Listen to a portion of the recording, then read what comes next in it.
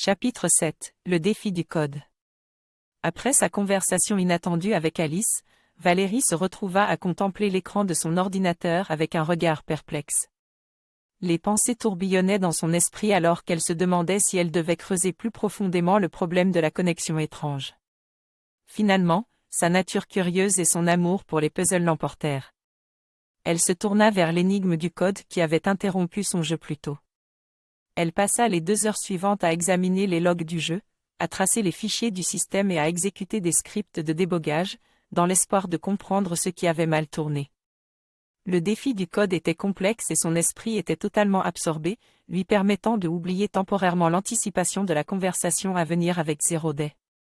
Alors qu'elle cherchait une anomalie dans les chaînes de code, elle tomba sur un fragment qui lui sembla étrange. Il ressemblait à un bout de code de connexion de réseau, mais il était camouflé de manière complexe, presque comme s'il essayait de se cacher. Pendant qu'elle creusait plus profondément, elle sentit son estomac se serrer. Quelque chose n'allait pas. Ce morceau de code n'était pas censé être là, et il avait clairement été inséré par quelqu'un d'autre. Mais par qui? Et pourquoi?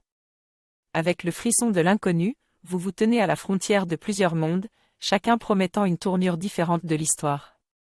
Si vous choisissez de poursuivre votre enquête sur le code étrange, allez au chapitre 15, le chat de Schrödinger.